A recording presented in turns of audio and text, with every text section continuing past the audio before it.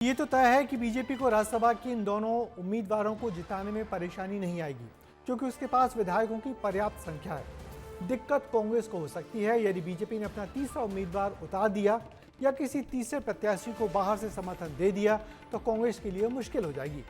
वैसे फिलहाल तो बीजेपी ने कुछ तय नहीं किया है, मगर कांग्रेस आशंकित जरूर है। क्या कुछ चल रहा है तीसरी सीट को लेकर बीजेपी और कांग्रेस में मंथन, इस रिपोर्ट में देखिए।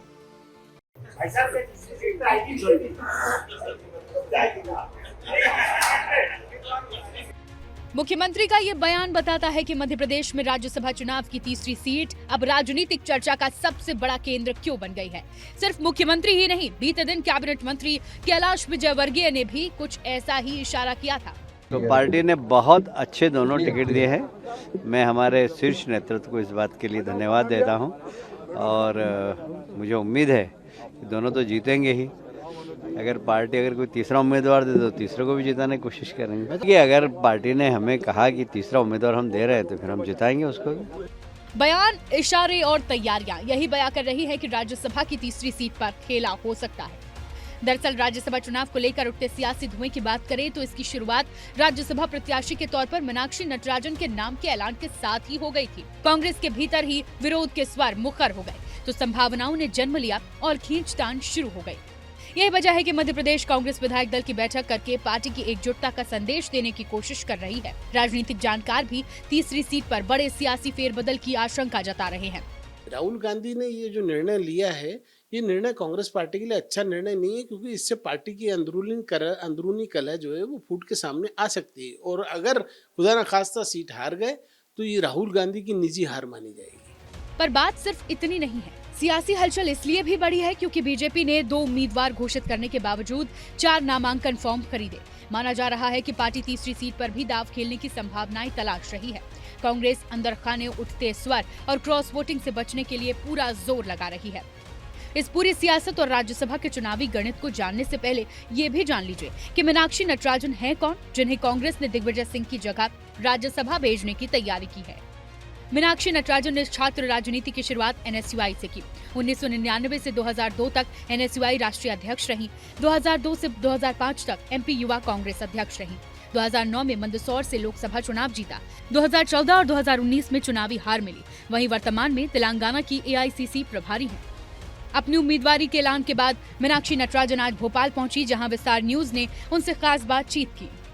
पहली बात तो ये कि किसी भी दल के भीतर के लोकतंत्र की सबसे बड़ी परख ये होती है कि उसमें सब लोग अपनी बात रख पाएं। तो मैं उसको विरोध के तौर पर नहीं देखती। सबको अपने अपने कैंडिडेचर को रखने का हक है और उन्होंने सबने अपना कैंडिडेचर रखा। ये कि एक बार कैंडिडेट अनाउंस होने के बाद और पूरी पार्टी के आज खुलकर एक मीटिंग में आने के बाद ये तमाम बातें खत्म हो जाए। बयान, प्रतिक्रियाओं और सियासी तैयारियों के तरफ जरा राज्यसभा के गणित को समझ लेते हैं, जिसकी वजह से ये सारे सियासी उधेड़-बुन शुरू हुए। विधानसभा के मौजूदा आंकड़ों के हिसाब से बीजेपी के पास 164 विधायक हैं, यानी 2 उम्मीदवारों को जिताने के बाद भी उनके पास करीब 50 वोट बचते हैं। लेकिन तीसरी सीट जीतने के लिए उन्हें 57 वोटों की जरूरत है, यानी बीजेपी अभी भी जादुई आंकड़े से 7 वोट दूर है। वहीं कांग्रेस के पास 63 विधायक हैं।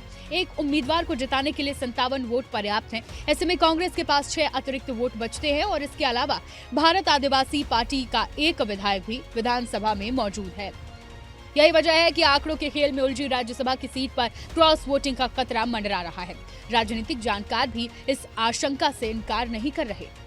कांग्रेस को क्रॉस वोटिंग का पूरा डर है, क्योंकि मुश्किल से 5-6 विधायक अगर इधर उधर हो गए तो कांग्रेस का उम्मीदवार चुनाव हार सकता है। मीनाक्षी नटराजन के खिलाफ क्रॉस वोटिंग की संभावनाएं बहुत ज्यादा हैं, क्योंकि राज्यसभा चुनाव में दल बदल कानून लागू नहीं होता है। तो ये क्रॉस वोटिंग कोई बहुत असंभव बात नहीं है, ये पूरी इसकी संभावना है। फिलहाल 2 सीटों पर बीजेपी और 1 सीट पर कांग्रेस की जीत का गणित मजबूत नजर आता है, लेकिन तीसरी सीट पर बीजेपी की संभावित रणनीति और क्रॉस वोटिंग की चर्चाओं ने मुकाबले को दिलचस्प बना दिया है। अब सभी नजरें नामांकन की अंतिम तारीख और उसके बाद बनने वाले राजनीतिक समीकरणों पर टिकी है। देखना दिलचस्प होगा कि राज्यसभा की रेस खत्म होते होते फाइनल तस्वीर क्या बनती है। ब्यूरो रिपोर्ट, विस्तार न्यूज। पिछले कुछ राज्यसभा चुनावों का हाल देखें तो बीजेपी हमेशा से खेल बिगाड़ती आई है। उड़ीसा से लेकर बिहार तक क्रॉस वोटिंग के दम पर बीजेपी ने विरोधियों को नुकसान पहुंचाया है। एमपी में भी चूंकि कांग्रेस कमजोर विकेट पर है, इसलिए उसकी सांसें फूली हुई हैं। कांग्रेस के पास गिनती में एमएलए कम है और उस पर कांग्रेस की प्रत्याशी मीनाक्षी नटराजन कमजोर प्रत्याशी साबित हो रही हैं। उनका कांग्रेस के विधायकों से संपर्क बहुत कम है। ऐसे में नामांकन भरने की आखिरी तारीख तक कांग्रेस की सांसें फूली रहेंगी।